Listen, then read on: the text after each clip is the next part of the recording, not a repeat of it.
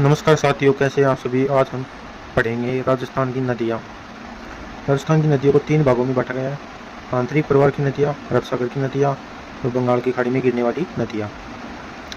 आंतरिक प्रवाह में जो नदियाँ आती है उनका नाम है घग्गर, कांतड़ी, कांकनी, साबी, मंथा। मंथा की सहायक है खंडेला, टूकनगढ़, खारी। अरब सागर में गिरने वाली नदियाँ हैं। अरब सागर को दो भागों में बांटा गया है, कच्छ की खाड़ी और खंबात की खाड़ी। कच्छ की खाड़ी में दो नदियाँ गिरती है, लूणी और पश्चिमी बनास। लूणी नदी जो अजमेर से नागपाड़ से निकलती है, अजमेर के नागपाड़ से निकलती है। इसकी सहायक नदियाँ है सरस्वती, जोजरी, बीठड़ी, खारी, लीलड़ी, भुइया, बांडी, सुकड़ी, सागी, जवाई। पश्चिमी बनास की सहायक नदी है सीपू नदी या सीप नदी। खंबात की खाड़ी में गिरने वाली नदियों को दो भागों में बांटा गया है, साबरमती नदी, माई नदी। साबरमती नदी की सहायक नदियाँ हैं हथमती नदी, मेसवा नदी, बोकल नदी, माचम नदी, वेतरक नदी। माई की सहायक नदी, माई नदी मध्य प्रदेश से निकलती है।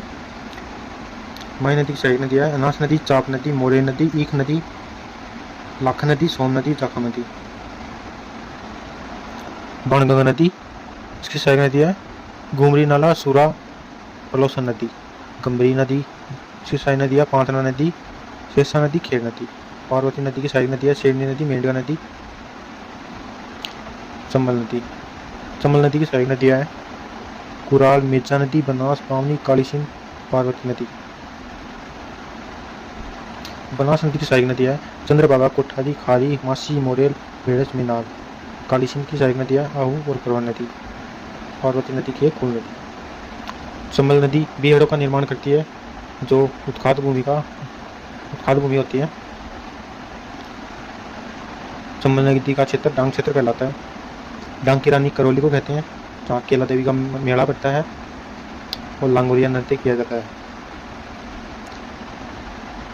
डांग का राजा किसे कहते हैं आप ये कमेंट में बताइए। धन्यवाद।